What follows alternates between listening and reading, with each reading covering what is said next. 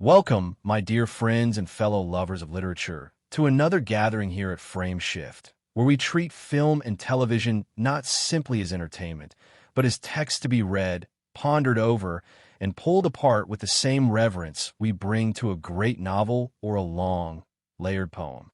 I want to begin by thanking you for being here, because this space is a circle we've built together, one where we give ourselves permission to explore stories with depth and seriousness, even when the world around us often demands speed and distraction. And before we dive deeper, may I gently ask, if you find yourself enjoying these reflections, if you feel at home in these explorations, please subscribe. Not for algorithms or numbers, but so that our community of readers and thinkers continues to grow. And I should make it clear from the outset, what follows is not a traditional review. It isn't about recommendations or ratings. It is a deeply intellectual, theoretical journey into story and character, meant for those of us who approach cinema and television with a literary lens, hungry for education, insight, and meaning. Today we turn our gaze to Friends 1994, a story that has become more than just a piece of popular culture. It has, for many of us, become almost mythological in its influence. When I think of it, I'm not reminded of a single moment or scene, but rather of the way it has woven itself into the fabric of daily life. I remember being younger, watching episodes late at night, and feeling, in a strange way, less alone. There was comfort in the rhythms of the characters' banter, in the repetition of settings, the familiar apartments, the worn sofa at the cafe, the sense of continuity that made the world feel at once ordinary and infinite. It connected with me not because it was glamorous or shocking, but because it reminded me of the small, fleeting joys of friendship in my own life, the kind of bonds that carried me through my 20s when everything else felt uncertain. In that way, it wasn't just a show, it became a personal anchor, a reminder that humor and companionship are lifelines. At its heart, the story is deceptively simple. 6 friends, bound by circumstance and affection, navigate the shifting terrain of adulthood in a bustling city. That is the skeleton of a narrative, but it is in the flesh and spirit, the laughter, the heartbreak, the mistakes, and reconciliations, that the true story is told. This simplicity is its genius, because it mirrors life itself.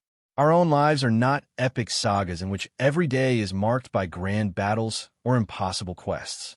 Instead, they are made up of small triumphs, awkward encounters, shared meals, late-night confessions, and the steady rhythms of people showing up for one another. That is why the story resonates so deeply. It does not try to transcend ordinary life, but to reveal the poetry within it. When I step back and think about the overview of this tale, I am struck by how carefully it balances humor and vulnerability. On the surface, it is a comedy, with punchlines landing every few seconds, often delivered with impeccable timing. But beneath the humor lies something more serious, a portrait of young adulthood as liminal space. These characters are not children, yet they are not fully settled into the trappings of adulthood either. They are searching, stumbling, reinventing themselves, and in doing so, they remind us of our own restless journeys. Each laugh is a release, yes, but it is also a mask covering uncertainty, a shield against loneliness, an attempt to make meaning in a world that doesn't always offer clear direction. The plot, spread across countless episodes and arcs, might seem episodic at first glance, but it forms a tapestry when viewed as a whole. We see relationships spark, falter, rekindle. Careers falter and flourish. Identities shift. Friendships strain under pressure, but find ways to endure. There are weddings and breakups, new lives born, and losses mourned. One moment, we are laughing at the absurdity of a situation so trivial it seems meaningless. The next, we are confronted with questions of loyalty, love, and what it means to grow up. This weaving together of the trivial and the profound is what gives the story its emotional resonance. Life itself is made of such juxtapositions, and in this way, the narrative becomes not just a comedy, but a mirror held up to life. What I find most captivating in recalling the early arcs is the way the story teases us with possibility. Will a friendship transform into romance? Will a seemingly comic subplot reveal something more profound about a character's hidden insecurities? Will a decision made lightly come back years later to shape destiny? These questions hover over the narrative like faint shadows, reminding us that even in stories defined by humor, there is always the possibility of heartbreak, always the looming weight of time. The genius lies in the restraint. Moments of revelation are teased, delayed, sometimes postponed for seasons, making their eventual arrival feel both inevitable and deeply earned. The key elements that make this story linger are not the grand twists, though there are certainly enough to keep us leaning forward, but the small, recurring motifs. The setting itself becomes symbolic. The apartment across the hall, representing both separation and proximity. The cafe, a sanctuary where life's dramas are dissected over coffee. The city outside, vast and indifferent, contrasted with the intimacy of the group's chosen family. Objects become symbols too. The couch at the cafe, the picture frame around the apartment door's peephole, the turkey used in a moment of absurd humor that somehow transforms into a gesture of love. These recurring images stitch the story together, reminding us that even the smallest things can become talismans when imbued with memory and meaning. For me personally, what resonates most is the way the narrative captures the awkward dance of becoming. I remember watching those early seasons when I was younger and feeling reassured by the clumsiness of it all. Here are people who didn't have it figured out, who stumbled into love, who failed at jobs, who embarrassed themselves at parties, and yet they kept going. That persistence, dressed in humor, was a kind of philosophy. Life is absurd, unpredictable, often humiliating, but it is also bearable when shared with others. I think that's why so many of us return to it in moments of difficulty, not because it offers solutions, but because it offers recognition. It says, "You're not alone in stumbling." As the arcs develop, the story begins to tease out more dramatic turns. Friendships are tested by jealousy, by distance, by betrayal. Love emerges in unexpected places, creating bonds that complicate the group's delicate balance. Careers begin to define identity, pulling characters in different directions. And always, lurking behind the humor, is the awareness that nothing can stay the same forever. This is where the story takes on the quality of tragedy disguised as comedy. The laughter softens the blow, but the inevitability of change is always present. We feel it when someone moves away, when a new baby arrives, when a familiar space is vacated. The narrative teases us with this tension, making us laugh at the absurd while reminding us that time moves forward regardless. The major twists, though often grounded in relationships rather than grand spectacle, carry immense weight precisely because they are rooted in familiarity. A confession of love between longtime friends. A marriage proposal that changes everything. A breakup that feels like betrayal. A character's sudden departure, leaving a hole in the group that can't quite be filled. These are not shocking in the sense of plot gimmicks. They are shocking because they feel so true to life. We recognize ourselves in them. The way one conversation can change years of friendship. The way one decision can echo for a lifetime. Looking back on it all, I am struck by how the story achieves something rare. It makes the ordinary extraordinary. It elevates the laughter shared on a worn sofa, the confessions whispered over coffee, the arguments had in cramped apartments, into something that feels mythic. It captures the essence of friendship not as a sentimental ideal, but as a living, breathing struggle and joy. And it does so while cloaking itself in humor, making us laugh even as it makes us ache. As we step into this analysis together, I invite you to see the story not just as a cultural phenomenon, not just as a comforting series from the past, but as a text rich with meaning, as layered and complex as any great novel. It is a tale of mortality disguised as comedy, of pride hidden beneath self-deprecation, of love and loyalty tested by time. It resonates because it reflects us, our friendships, our mistakes, our laughter, our griefs. And perhaps that is why it endures, because long after the jokes are forgotten, we still carry the feeling of recognition, the warmth of seeing ourselves mirrored in the lives of 6 people stumbling their way through adulthood. If you stayed with me this far, I thank you deeply. Stories like this are best explored together through conversation and reflection. So please, if you haven't yet, subscribe to Frame Shift. Join me in this circle of literature enthusiasts who love to read cinema as poetry, who love to linger in meaning rather than rush through plot. Together we'll continue to explore, to question, to uncover the strange and beautiful truths hidden in the stories we love. Because in the end, it isn't just about film. It's about us, about who we are, and who we might become when we dare to look a little deeper. What strikes me every time I revisit this story is how quickly it establishes a world that feels lived in, as though we are not beginning something new, but stepping into lives already in motion. The very first moments carry with them the sense of familiarity, the clinking of cups in the cafe, the hum of conversation in the background, the shared glances and unfinished jokes that suggest these people have been circling around one another for years. It is in that cafe, worn, cozy, slightly imperfect, that we meet the characters who will carry us through the unfolding narrative. A group of friends, each distinct in personality, yet bound together by something invisible but undeniable, become our companions. The early episodes are not about grandeur or spectacle. They're about establishing rhythms, letting us breathe in the daily lives of 6 people in their 20s navigating the uncertain terrain of adulthood. There is Monica, whose drive to create order is both endearing and suffocating, her apartment neat and structured like an outward extension of her inner longing for stability. Across from her sits Chandler, lacing every observation with sarcasm, hiding his unease behind wit, so sharp it often cuts him as much as it cuts others.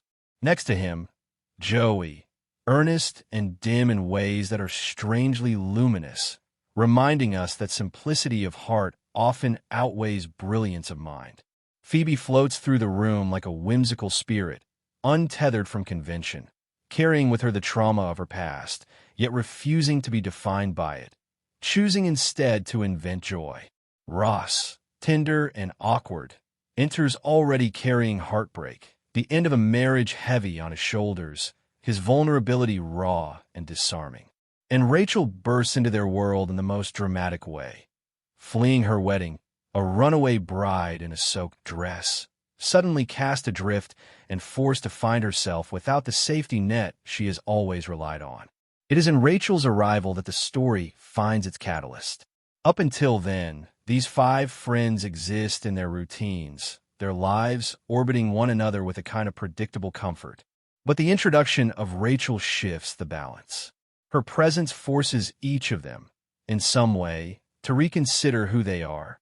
For Monica, it is the resurfacing of an old friendship complicated by history and new dynamics. For Ross, it is the rekindling of feelings long buried, a possibility that had always flickered quietly in the background. For the others, it is a challenge to embrace someone unmoored, to fold her into their circle, even as she fumbles through the most basic aspects of independence. The first stretch of the story builds itself on these transitions. Rachel learns how to live without her father's credit card, her attempts at employment clumsy yet sincere, her every mistake both comic and deeply human. Monica navigates the frustrations of dating, each encounter revealing her vulnerability and her uncompromising standards. Ross wrestles with his divorce, the shadow of his ex-wife and her new life with another woman hovering over him, his identity as husband and father destabilized even as he tries to cling to it. Chandler offers quips to mask his own insecurities, often alone in his apartment with only his television for company, while Joey struggles to secure roles as an actor, his additions both laughable and oddly noble, because they reveal his unwavering persistence. Phoebe, meanwhile, hovers at the edges of their stories, her eccentric songs and bizarre anecdotes offering comic relief, but also glimpses of resilience forged from hardship. What makes this stretch of the narrative so captivating is its balance of the trivial and the profound. One episode might center around a broken piece of furniture or a disastrous date, but beneath the humor lies the question of how these characters are learning to live in a world that rarely makes sense. Each coffee shop conversation, each late-night gathering in Monica's apartment, becomes a rehearsal for adulthood, a way of navigating the responsibilities and heartbreaks that none of them are prepared for. Ross's feelings for Rachel simmer quietly during these early arcs, a thread that runs beneath every interaction. His longing is both sweet and painful, the kind of unspoken desire that viewers recognize immediately. Every glance, every pause, every near confession builds tension. But what's remarkable is how patiently the narrative teases this development, offering small moments rather than rushing into declarations. It mirrors real life, where feelings rarely unfold in tidy monologues, but instead creep through casual conversations, through gestures that reveal more than words ever could. Rachel, for her part, stumbles her way into independence with a mixture of pride and despair. She struggles as a waitress, her lack of skill a recurring joke. But beneath the comedy is the genuine fear of someone who has always relied on privilege, suddenly forced to build a life on her own. Her arc is not only about learning to make coffee or balance a tray. It is about learning to believe she is capable of standing without leaning on others. And that journey, though disguised as comedy, their breakup, inevitable as it feels in hindsight, is one of the story's most wrenching turns. It does not come with neat finality, but with the slow bleed of arguments, hurtful words, and the agony of miscommunication. The famous refrain, "We were on a break," echoes not only as a comedic punchline, but as a painful reminder of how fragile intimacy can be when pride and insecurity collide. For the friends caught in the middle, the tension fractures the group's cohesion. Loyalties are tested, lines are drawn, and the cafe that once felt like a sanctuary now becomes a stage for quiet glances of discomfort. This unraveling serves as a climax of sorts, not just for Ross and Rachel, but for the entire circle, because it forces each of them to grapple with what it means when friendship and love are no longer easily disentangled. While their romance dominates the emotional landscape, the others' lives deepen in equally profound ways. Monica, after years of searching and heartbreak, begins to find unexpected stability. Her connection with Chandler, which starts almost as a secretive indulgence, grows into one of the most meaningful arcs of the story. What begins as physical attraction, hidden from the others in whispered conversations and stolen moments, blossoms into genuine love. The secrecy itself becomes part of the drama, the tension of nearly being caught, the comedy of elaborate lies. But beneath the humor is the raw vulnerability of two people who never thought they would find this kind of intimacy. For Chandler, it is a chance to drop his mask of sarcasm and admit that he craves connection as much as anyone. For Monica, it is the realization that love does not always arrive in the grand gesture she once imagined, but often in the quiet presence of someone who knows her completely. Their eventual revelation to the group becomes one of the most joyous twists. The shock, the laughter, the support that follows. It all reinforces the theme that friendship, when strong enough, can absorb even the most unexpected changes. Watching Monica and Chandler move from secrecy to open commitment is a turning point, a signal that the characters are no longer merely playing at adulthood, but beginning to claim it. Their journey culminates in marriage and the struggle to start family. Storylines that are handled with a tenderness that contrasts sharply with the silliness that defined their early days. In these moments, the show reveals its depth. Behind the laughter are stories of longing, vulnerability, and the resilience required to face life's disappointments. Phoebe's path, always the most eccentric, grows richer as her past and her dreams collide. Once defined by her quirks and comic unpredictability, she gradually reveals layers of longing. Longing for stability, for love, for healing from a childhood marked by abandonment. Her romances are often fleeting, colored by her peculiar standards and eccentric humor, but when she finally meets someone who embraces her oddities rather than tolerates them, it feels like a triumph of authenticity. Her wedding, conducted with whimsy and joy, symbolizes not only personal fulfillment, but the story's larger theme, that love comes not from perfection, but from acceptance. Joey, though often the clown of the group, experiences his own arcs of heartbreak and growth. His acting career, filled with absurd auditions and fleeting roles, becomes both a source of comedy and of quiet tragedy. There are moments when his failures sting, when his friends celebrate milestones and he is left behind, still chasing recognition. Yet his loyalty, his childlike sincerity, and his ability to love deeply, even when it means facing unrequited feelings, make him more than comic relief.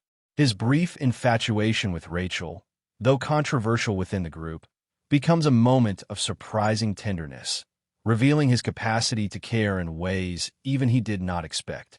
His eventual acceptance of her feelings for Ross is an act of maturity, a quiet gesture of loyalty that reaffirms the unbreakable foundation of their circle. Ross, meanwhile, continues to navigate the turbulence of love, his romances with others serving as both distraction and complication. His impulsiveness, his jealousy, his inability to let go of the past, all of these flaws make his journey frustrating and painfully human. Yet the thread between him and Rachel remains taut, pulling them back together in ways neither can resist. Each reunion feels both inevitable and precarious, as though fate insists on binding them, even as circumstance conspires to tear them apart. Their relationship becomes less about whether they will be together and more about when and how, a question that looms over every season. The story's later arcs also bring with them the reality of change and departure. Careers take characters away from the familiar spaces they once occupied.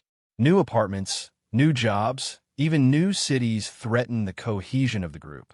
The once sacred meeting places, the cafe, Monica's apartment, become infused with nostalgia, reminders of a time that cannot last forever. The series is unflinching in its honesty here. Friendship can endure, but life will pull people in different directions. To watch the characters confront this truth is both heartbreaking and deeply moving, because it mirrors the trajectory of our own lives. The climax of these intertwined journeys arrives in the final stretch, when questions of love and belonging demand resolution. Monica and Chandler, after struggles with fertility, embrace the path of adoption, their joy tempered by the challenges but ultimately triumphant. Their growth from uncertain daters to committed partners ready for parenthood serves as a testament to love's ability to transform and sustain. Phoebe, radiant in her eccentricity, finds the stability she once lacked, her marriage standing as a symbol of hope against the odds. Joey, though still chasing his dreams, remains anchored by his friends, his failures softened by the loyalty and love he both gives and receives. And then there's Ross and Rachel, whose story circles back on itself like an echo. After years of missteps, separations, and reconciliations, the question of their future crystallizes in the final episodes. A move threatens to take Rachel away permanently, her decision to leave both understandable and devastating. Ross, in one last desperate act, confesses his love, laying bare everything he had withheld, everything that pride and fear had kept hidden. The tension of whether she will stay or go becomes the emotional peak of the entire story. When she chooses to return, when love finally triumphs over timing, it feels less like a twist and more like destiny fulfilled. Their reunion is not portrayed as perfect, but as real, two flawed people finally choosing one another despite everything. And that journey, though disguised as comedy, resonates deeply with anyone who has had to shed the safety of youth and step, however awkwardly, into adulthood. Monica's romantic misadventures add another layer of poignancy. She longs for connection, but her intensity often sabotages her. There are moments when her desire for control, her obsession with cleanliness, her relentless standards turn small sparks into extinguished flames. Yet these flaws also make her one of the most human characters. She wants what we all want, to be loved, to be seen, to be chosen, and her failures remind us of our own. Chandler's role in these early arcs is fascinating because he is both observer and participant. His sarcasm allows him to comment on the absurdities of his friends' lives while avoiding a deeper examination of his own. He is employed in a job he loathes, defined by numbers and spreadsheets. And though he jokes about it constantly, there's an undercurrent of dissatisfaction that is never fully confronted. His humor is a mask, and in those rare moments when it slips, we glimpse the loneliness underneath. Joey, though often played for laughs, brings warmth to the group. His womanizing, his dim-wittedness, his failed auditions, all are comedic, but they are balanced by his loyalty. He is often the first to comfort, the first to encourage, the first to remind the others that success is not always about intelligence or status, but about persistence and heart. His presence grounds the group, even when his actions create chaos. Phoebe's eccentricities begin to reveal themselves in small but unforgettable ways. Her bizarre songs, her odd philosophy of life, her nonchalant confessions of a traumatic past. These quirks seem absurd, but they are rooted in resilience. She has survived more than any of the others, yet she chooses whimsy over despair. That choice becomes a kind of philosophy, a reminder that joy is often an act of defiance. The first great arc that captures all these threads unfolds when Ross, still grieving his failed marriage, finally begins to see Rachel not only as the friend he has always cherished, but as the possibility of something more. This slow-burning development is teased through his fumbling attempts at confession, through the encouragement of his friends, through the small moments where Rachel's laughter or kindness pierces his guarded heart. It is a story of yearning, of timing, of the way life rarely aligns itself with our desires. Meanwhile, Monica faces one of her first major heartbreaks when she discovers that the man she thought might be a real partner is hiding a truth that shatters her expectations. The scene is played with humor, but beneath it is the ache of disappointment that so many feel when reality doesn't match the dream. Chandler, too, experiences his own struggles with intimacy, his sarcastic defenses preventing him from forming deeper connections. Joey continues to fail auditions, each rejection both comic and tragic, because we sense his longing to be recognized, to be taken seriously. These arcs converge in the everyday moments that become the story's true genius. Thanksgiving dinner's gone awry. Birthdays overshadowed by drama. Ordinary days transformed into turning points by confessions, arguments, reconciliations. The cafe becomes a confessional. The apartments become stages for comedy and tragedy alike, and the group itself becomes a surrogate family, their bonds tested but never broken. As the narrative deepens, Ross's desire to confess his feelings for Rachel becomes almost unbearable. Every attempt is interrupted. Every opportunity slips away. The tension builds not through melodrama, but through small, almost mundane failures. A phone call unanswered, a conversation cut short, a glance misinterpreted. And when the moment finally comes, when his feelings are made clear, it is not triumphant but fraught, complicated by timing, by circumstance, by Rachel's own uncertainty. The revelation is both thrilling and devastating, because it forces both characters and the audience to confront the possibility that love does not always arrive at the right time. Rachel, in turn, begins to realize her own feelings, though too late, creating a tension that will ripple through the group. Their friends, aware of the undercurrent, oscillate between encouragement and exasperation, their interventions sometimes helpful, sometimes disastrous. These dynamics, layered with humor and heartbreak, reveal the delicate balance of friendship, how love can complicate bonds, how loyalty can be tested by desire, how laughter can coexist with pain. The beauty of this portion of the story is that it never loses its balance. For every tearful confession, there's a ridiculous moment of comic relief. For every heartbreak, there's a joke that makes it bearable.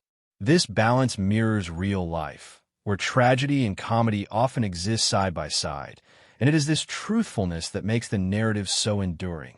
By the time we reach the midpoint of the story, the arcs are firmly established. Ross and Rachel are caught in a slow, inevitable dance of desire and hesitation. Monica continues to search for love, her struggles reflecting the universal longing for connection. Chandler hides behind humor, even as loneliness gnaws at him. Joey persists against the odds, his failures both comic and heroic.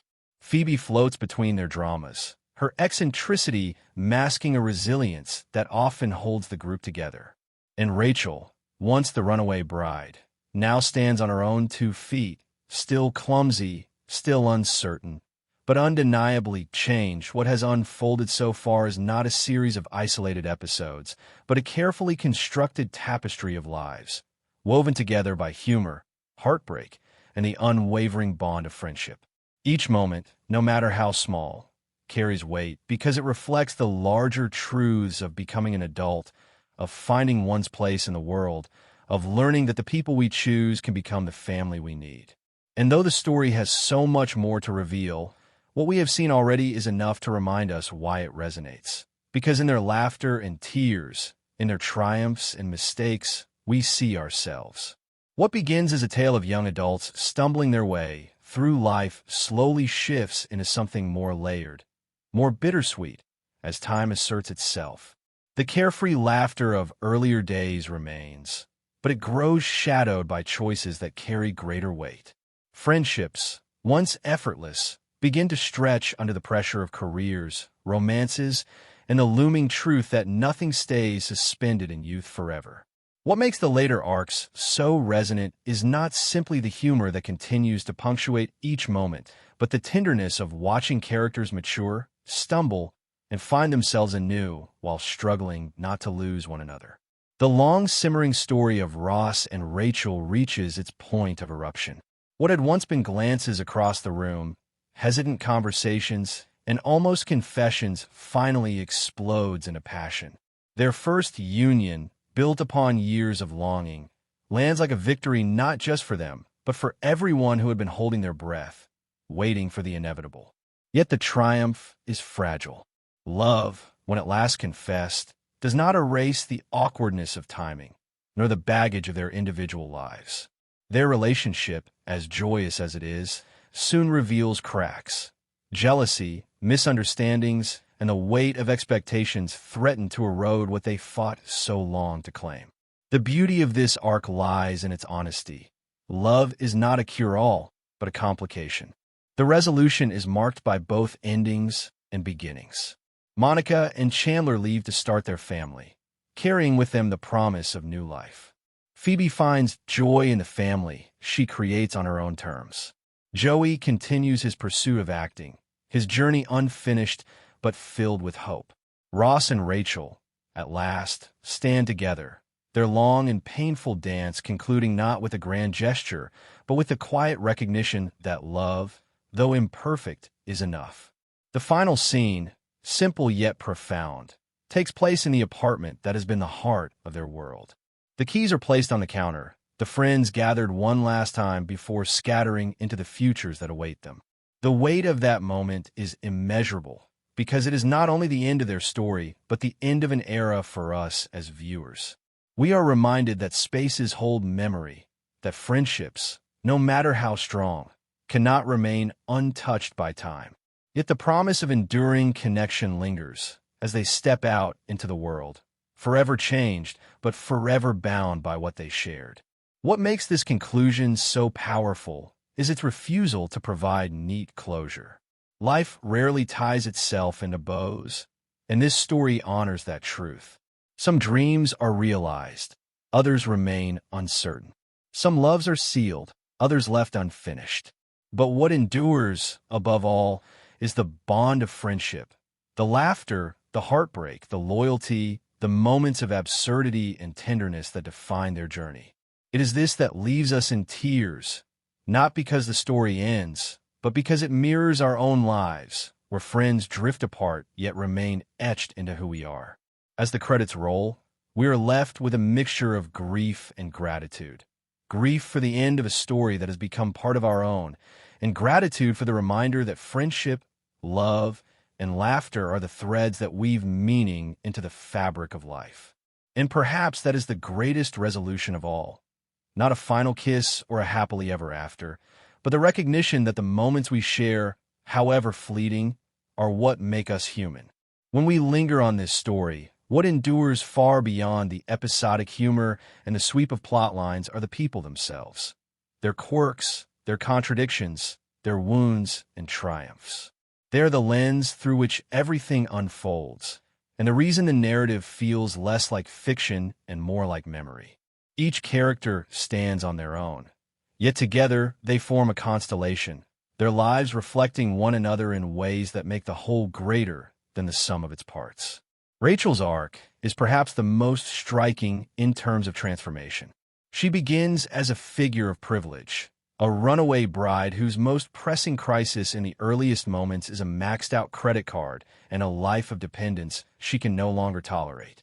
She is fragile, untested, often bewildered by the demands of adulthood. But what makes her compelling is not just the comedy of her fumbling. It is the vulnerability beneath it.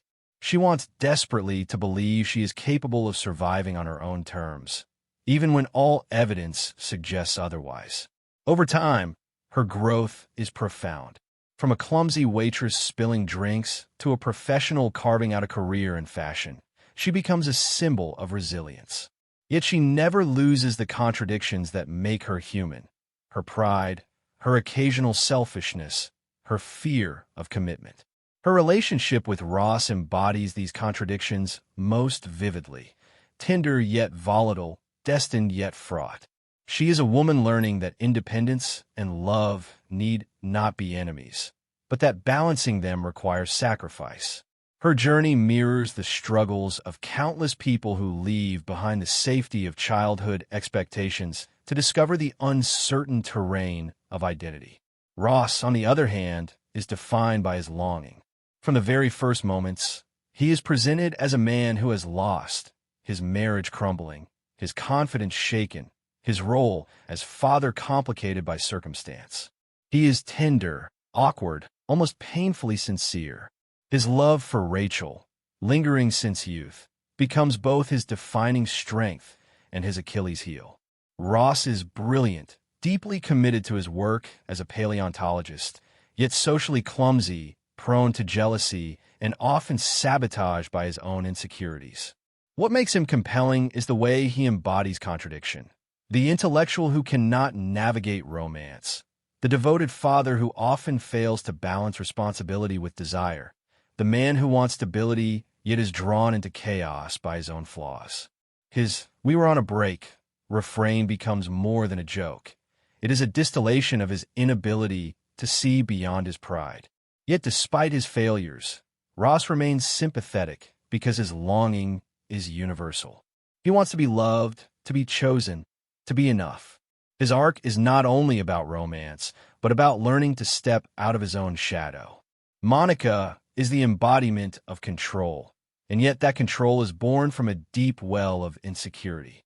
Her perfectionism, her obsession with cleanliness, her competitive streak, these traits are both comic and tragic, rooted in a childhood where she felt overshadowed and unseen. As an adult, she channels her need for approval into creating order, into cooking elaborate meals, into maintaining a home that becomes the gathering place for all.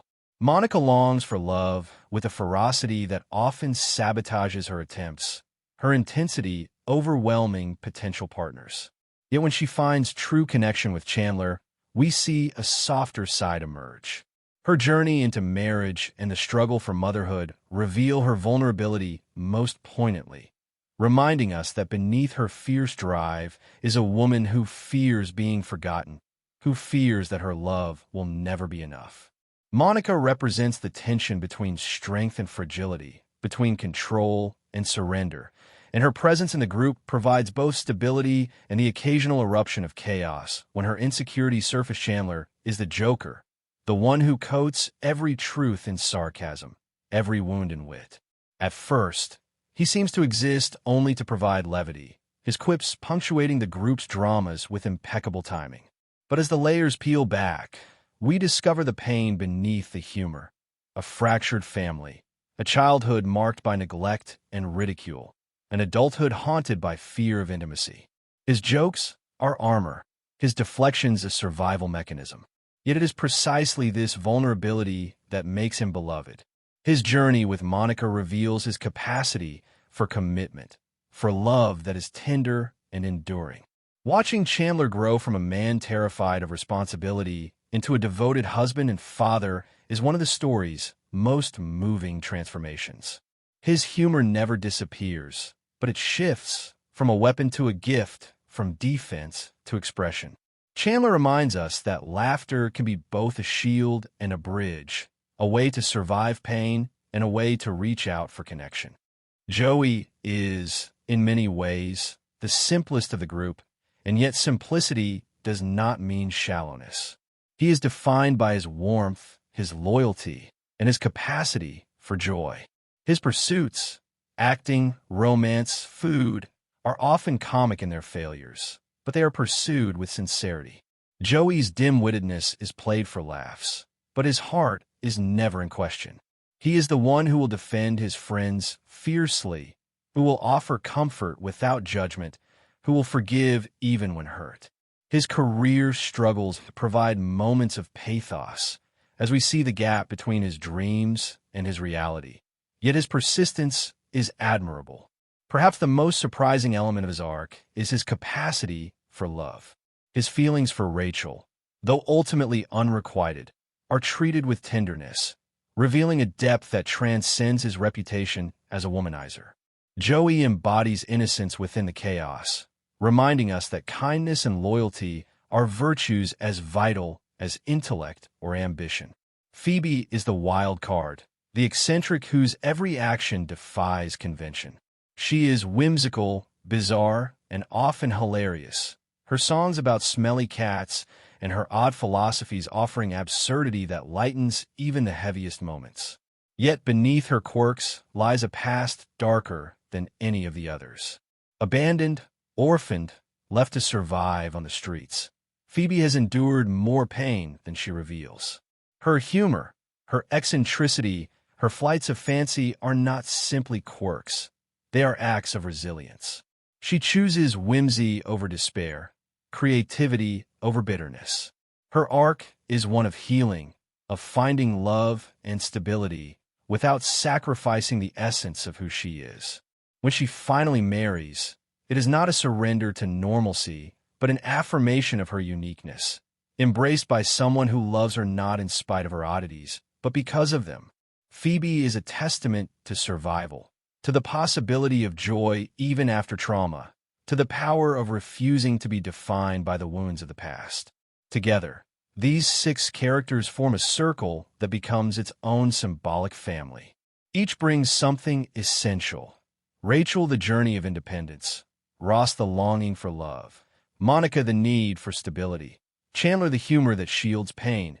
Joey, the warmth of loyalty. Phoebe, the resilience of whimsy.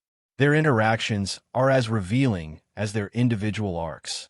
Ross and Rachel embody the tension between fate and timing, their on-again, off-again relationship mirroring the messiness of real love. Monica and Chandler represent the possibility of transformation, the way love can soften defenses and heal old wounds. Joey and Phoebe, often paired as comic relief, embody loyalty and eccentricity, grounding the group in laughter even as they offer moments of unexpected wisdom. What makes these characters timeless is not that they are perfect, but that they are flawed in ways that feel achingly familiar. Each carries insecurity, pride, or fear, yet each also carries resilience, loyalty, and love. They are exaggerated enough to be entertaining, but grounded enough to feel like reflections of ourselves. Watching them is like watching the parts of ourselves we try to hide. The sarcasm that masks pain, the competitiveness born from insecurity, the longing that makes us foolish, the stubborn pursuit of dreams, the quirks that make us feel out of place, the love that binds us even when everything else falls apart. The group's evolution across the story mirrors the evolution of adulthood itself. They begin as young people suspended in a liminal state, unsure of careers, fumbling through relationships, clinging to each other as substitutes for family. By the end, they have grown into roles of parents, partners, professionals. Yet they never lose the core bond that defined their early years. Their journeys remind us that growing up does not mean leaving behind the laughter, the mistakes, or the friendships that carried us. It means integrating them into the lives we build, carrying the essence of youth even as we step into responsibility. In the end, the true character analysis is not about who Rachel or Ross or Monica or Chandler or Joey or Phoebe are in isolation, but about what they reveal together. That friendship is both sanctuary and crucible. That love is both salvation and complication. That laughter and pain often share the same space. They are not simply characters on a screen. They are mirrors, archetypes of the human experience, companions we carry with us long after the final scene fades to black.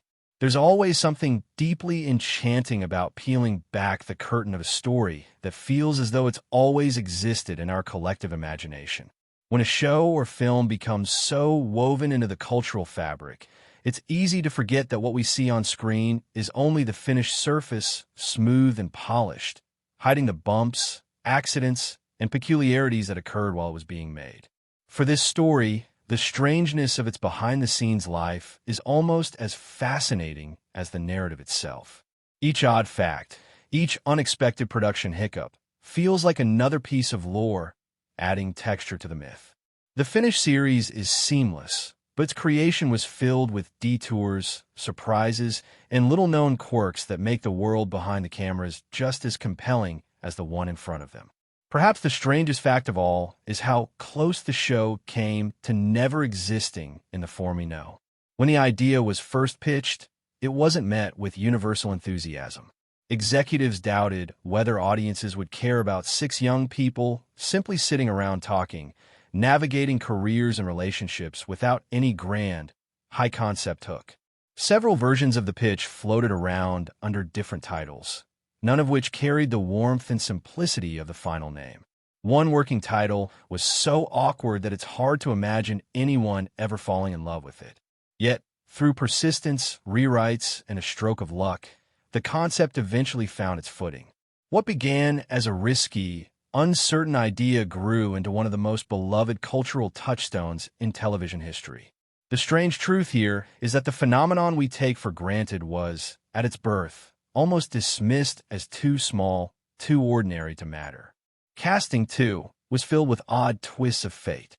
The six leads are now inseparable from their characters in the public imagination, but each role was almost played by someone else. The actor who became synonymous with Chandler's sarcasm wasn't the producer's first choice. Another actor was originally eyed for Joey, but backed out at the last moment. Rachel, whose image became iconic, was nearly played by someone with an entirely different energy, which would have shifted the dynamic of the entire group.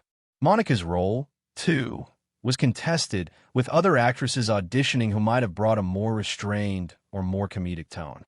The strangest twist of all is that one actor, who later became a star in his own right, turned down the opportunity to join because he thought the show would never succeed. That series of near misses and what-ifs is staggering to imagine. How different the chemistry would have been, how the show's rhythm and resonance might have faltered with even one piece of the puzzle swapped. Fate, it seems, had its hand in aligning those six. Another unusual fact lies in the set itself. The apartments that became as familiar as our own living rooms were not the original design. Early drafts of the set had different layouts, with smaller spaces that proved difficult to film in. The iconic purple walls of Monica's apartment were, at one point, nearly painted a neutral shade, something that would have erased one of the most memorable aesthetic details of the series.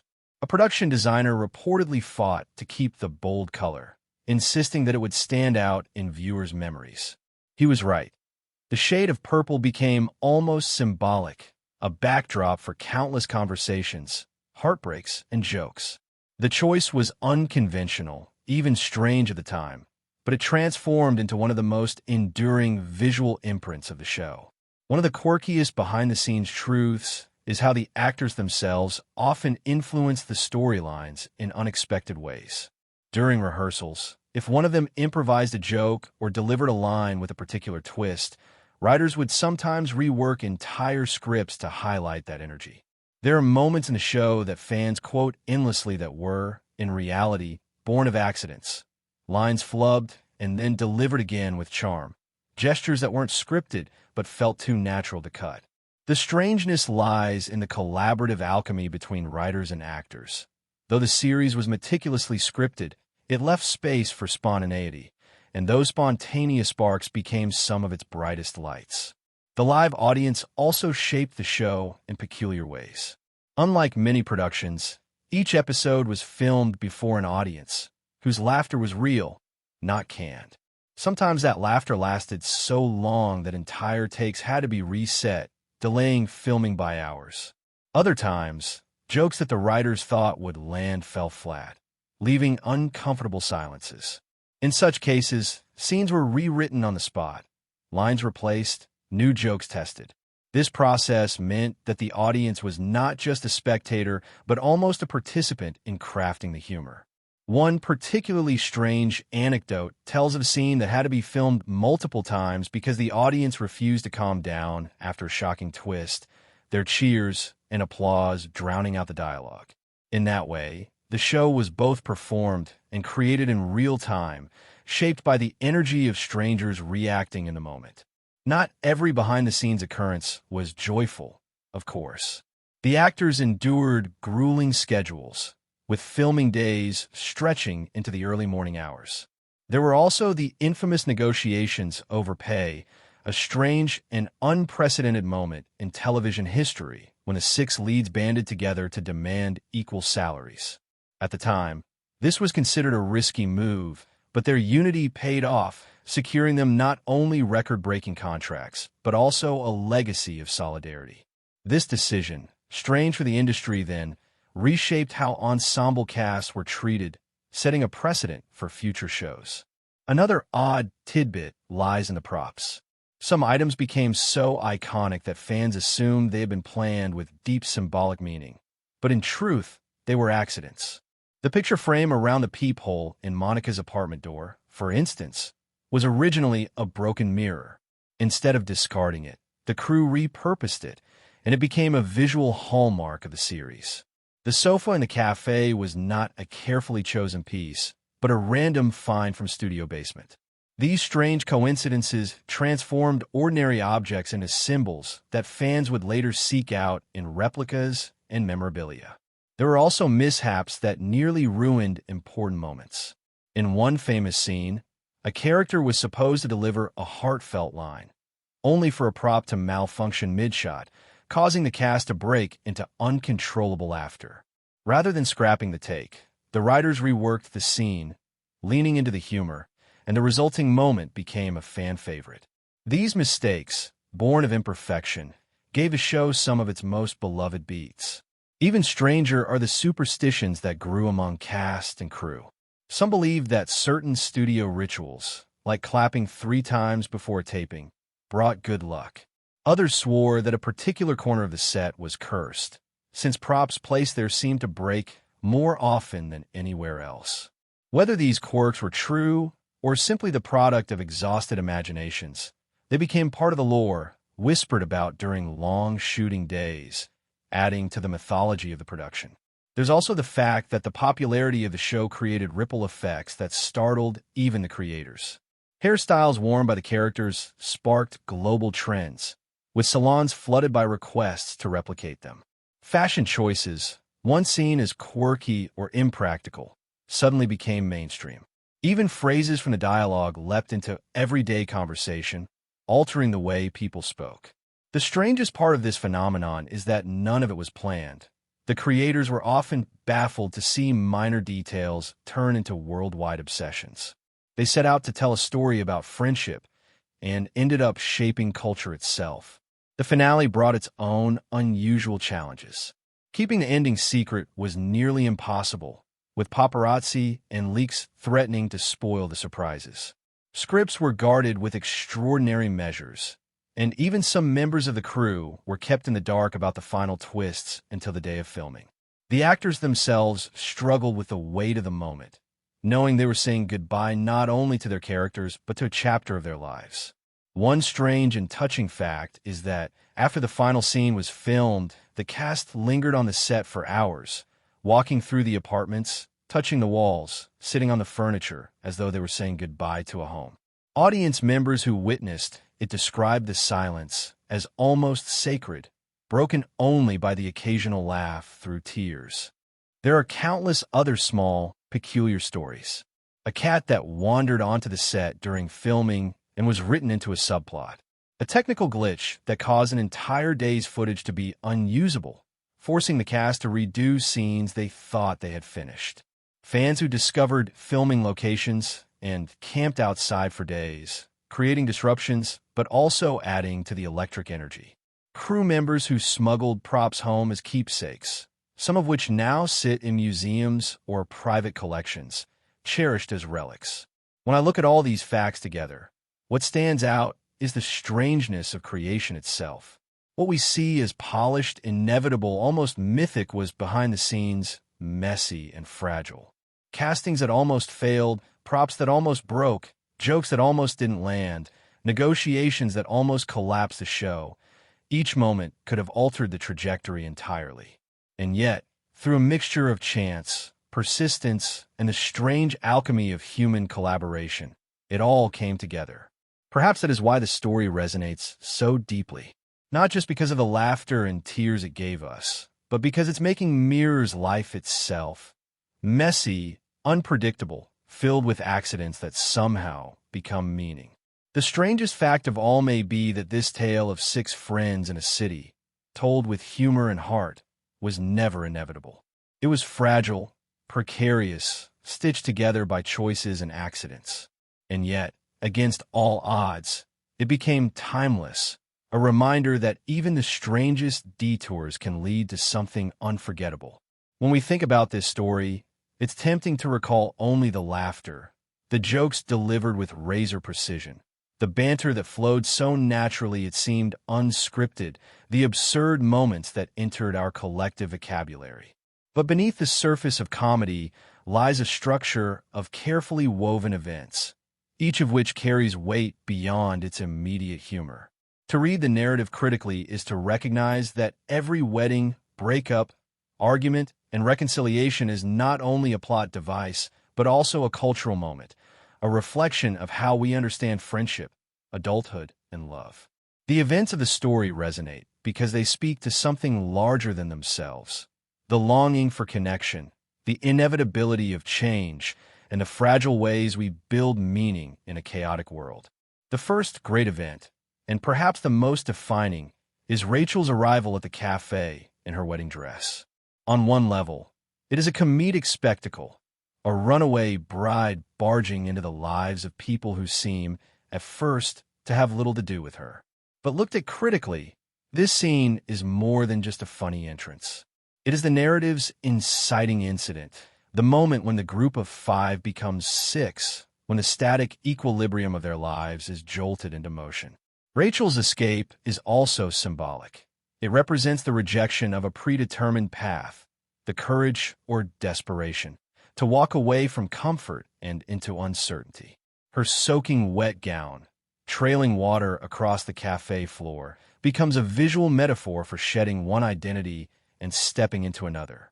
This event resonates because it dramatizes a universal tension, the fear of abandoning what we know, even when what we know no longer feels true.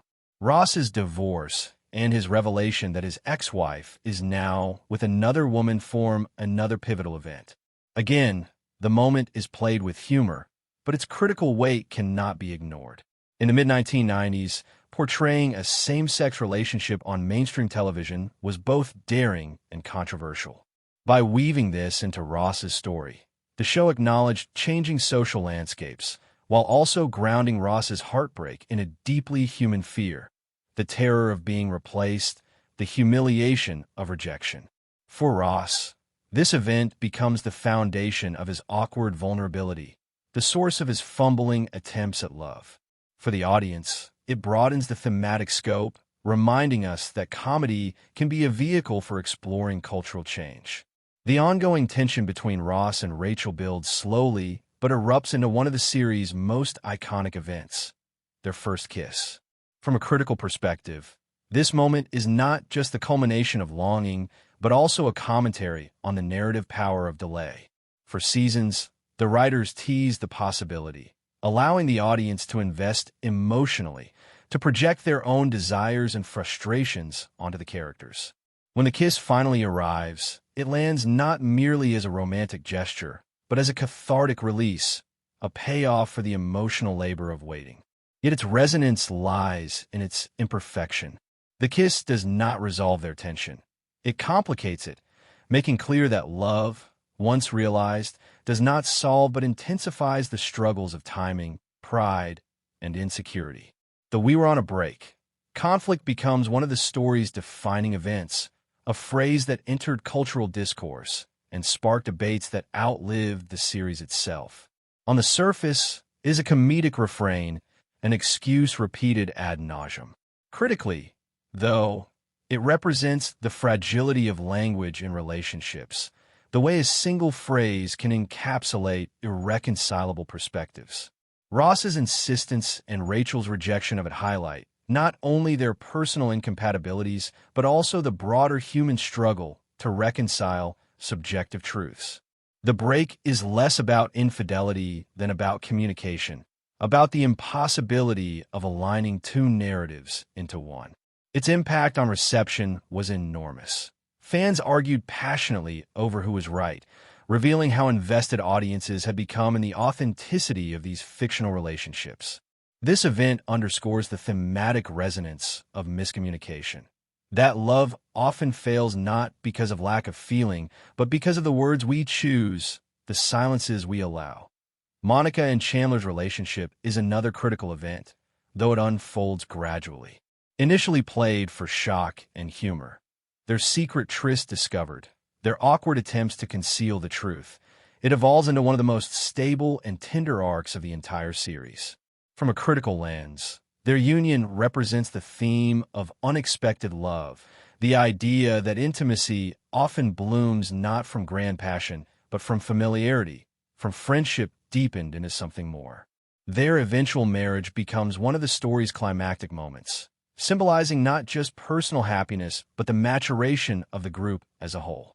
While Ross and Rachel embody the volatility of romance, Monica and Chandler embody its stability, offering a counterpoint that enriches the thematic texture. Phoebe's surrogate pregnancy is one of the most unusual events, layered with both comedy and poignancy. On one level, it provides fertile ground for eccentric humor, Phoebe navigating pregnancy with her characteristic oddity. But beneath the laughs lies a profound exploration of sacrifice and family. Phoebe's willingness to carry children for her brother reframes her character, showing that beneath her quirks is a wellspring of loyalty and generosity. Critically, this event challenges traditional narratives of motherhood, expanding the definition of family beyond conventional boundaries. It resonates because it acknowledges the complexities of love and kinship in modern life. Joey's confession of feelings for Rachel is another event that, at first glance, seems almost absurd. The resident playboy, the comic relief, suddenly entangled in genuine romantic longing? Many fans resisted it, but critically, it adds depth to Joey's character, revealing that even those who hide behind bravado are capable of vulnerability. His eventual acceptance of Rachel's rejection and his decision to prioritize friendship over desire becomes a quiet but profound act of maturity. This event underscores one of the story's central themes, that friendship, though often tested by love, can survive and even deepen when chosen deliberately. The group's many Thanksgivings serve as recurring events that carry critical weight. On the surface, they are comedic set pieces, turkey stuck on heads, arguments over games, awkward confessions. But thematically, they symbolize the creation of chosen family. Each Thanksgiving highlights the absence of traditional family structures, replaced instead by the bonds these six have forged with one another. The humor is memorable, but the emotional resonance lies in the recognition that many of us create our own families, that belonging is not limited to blood, but is constructed through loyalty, laughter, and shared meals. The birth of Ross's son, Ben, marks another significant turning point. It forces Ross to confront responsibility in a way that his bumbling romances had not. For the group, it represents the intrusion of true adulthood into their otherwise suspended youth. Watching them attempt to adapt to the presence of a child, sometimes clumsily, sometimes tenderly, mirrors the experience of viewers transitioning from carefree years into the weight of parenthood. Critically, this event broadens the scope of the story, reminding us that life does not pause for friendship, but weaves new responsibilities into its fabric. The adoption journey of Monica and Chandler in the later seasons carries perhaps the most poignant critical resonance. Their struggle with infertility is treated with honesty, an acknowledgement that not all dreams come easily, that love does not guarantee fulfillment. Their eventual adoption of twins becomes both a joyful resolution and a recognition of alternative paths to family. This event is critical not only for its narrative function, but also for its cultural impact, offering representation of struggles often hidden in comedic narratives. And then there is the finale, the moment when Rachel nearly leaves for Paris, when Ross makes his desperate plea, when the question of their future hangs in the balance. This event, more than any other, crystallizes the series' themes, the tension between ambition and love, the agony of timing, the fear of regret. Rachel's decision to stay is triumphant not because it resolves every conflict, but because it acknowledges the power of choice. Love, in the end, is not destiny but decision. The group's final gathering in the apartment, leaving their keys on the counter, becomes one of television's most iconic images. Critically, it represents the inevitability of change, the closing of one chapter and the beginning of another. The empty apartment is not just a set. It is a symbol of time's passage, of the spaces we leave behind, even as we carry the memories with us. From a critical perspective, the impact of these events lies not only in their narrative function, but in their cultural reception. Each twist, Ross and Rachel's kiss, Monica and Chandler's marriage, Phoebe's pregnancy, became a talking point, a shared moment of cultural conversation. Audiences debated, celebrated, and mourned alongside the characters, blurring the line between fiction and reality. The events resonated because they were both specific and universal, rooted in the peculiarities of six characters, but reflecting the broader human experience of love, loss, friendship, and change. Thematically, the resonance of these events lies in their honesty. They remind us that life is rarely neat, that love is messy, that friendship is both fragile and resilient. The story's genius was its ability to package these truths in humor, to make us laugh even as we recognized ourselves in the struggles. From a critical viewpoint, the events are not isolated beats, but part of a larger tapestry, a narrative that captured the complexity of becoming an adult in a world that offers no clear roadmap. Ultimately, the story's events endure because they invite us to reflect on our own lives. Who hasn't longed for love like Ross's, flawed and fumbling yet relentless? Who hasn't feared losing independence like Rachel, only to discover strength in vulnerability? Who hasn't sought control like Monica, hidden behind humor like Chandler, chased dreams like Joey, or chosen whimsy over despair like Phoebe? The critical brilliance of the series lies in its ability to weave these questions into comedy, to turn ordinary events into cultural milestones, to make us laugh and ache in equal measure. And so, when we revisit these events, the runaway bride, the first kiss, the break, the weddings, the births, the farewells, we are not just remembering a television show. We are remembering ourselves, our own youth, our own friendships, our own heartbreaks and triumphs. That is why the story endures, why its events remain etched in cultural memory. Because in them, we see not only six friends in a city, but the timeless, universal dance of love, laughter, and the inevitable passage of time. What we so often forget when we sit down to watch a story unfold is that the world on screen is the product of countless unseen hands. The laughter feels effortless, the conversations natural, the settings so familiar that they seem like real apartments and real cafes. But behind that illusion is a carefully orchestrated process, filled with long nights, unexpected accidents, bursts of creativity, and the kind of strange coincidences that no one could plan. With this series, the production itself became a story, a tale of determination, risk, improvisation, and eventually cultural immortality. Looking closely at how it was created feels almost like opening a diary. You discover not only how it was made, but how it lived and breathed behind the cameras. The process began, oddly enough, with doubt. The original pitch was a fragile thing, met with skepticism from executives who weren't sure that audiences would connect with 6 young people talking about their lives in a city. There was no high concept, no crime to solve, no fantasy element, just conversations and relationships.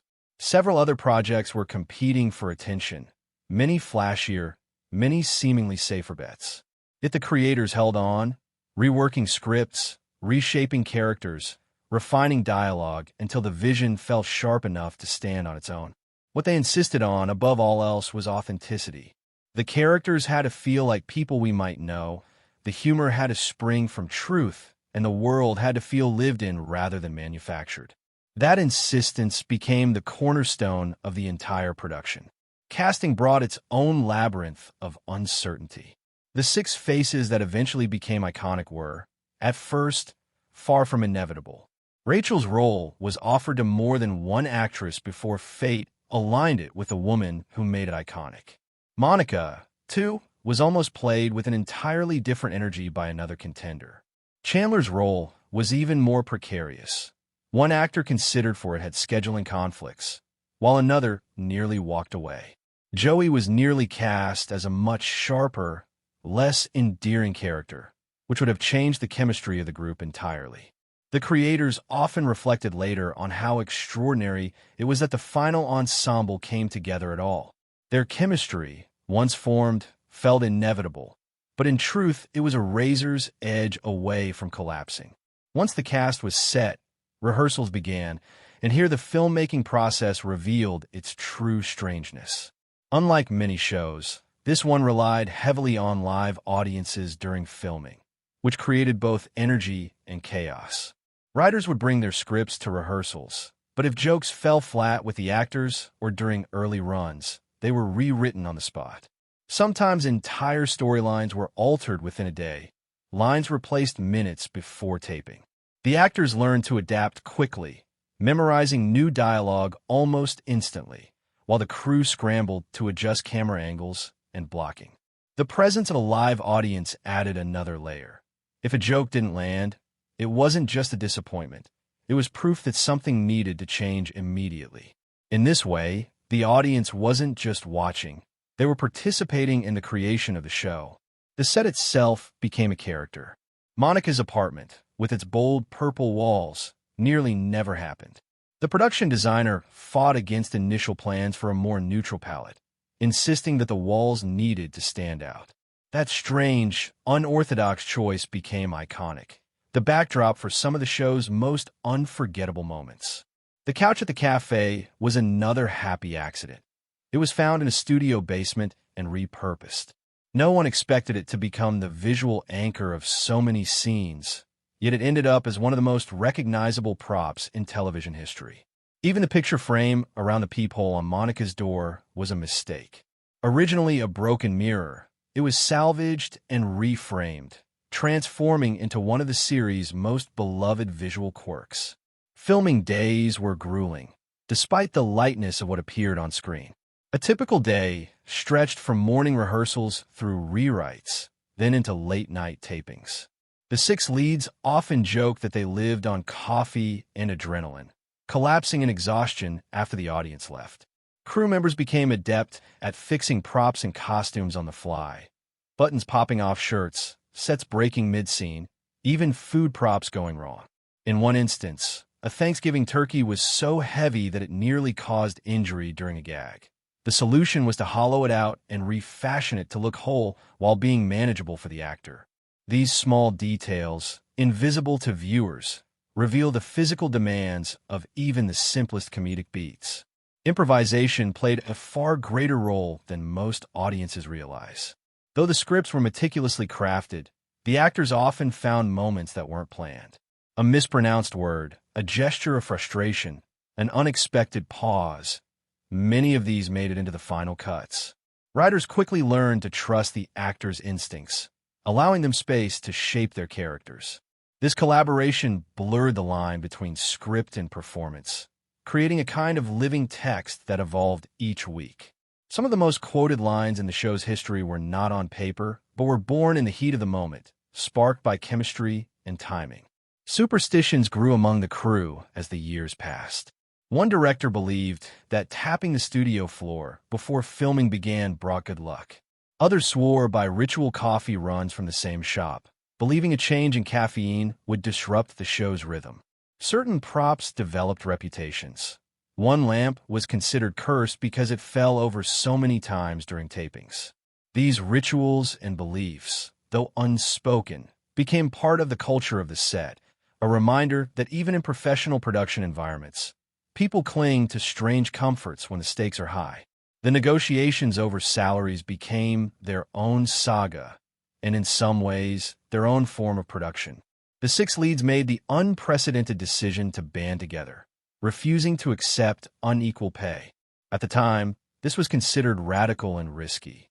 Studios often negotiated actors separately to keep salaries low, but this ensemble's unity forced a new precedent. Their demand for equality, eventually successful, not only reshaped the economics of the show, but influenced future ensembles across television. The solidarity of the six was as important behind the scenes as it was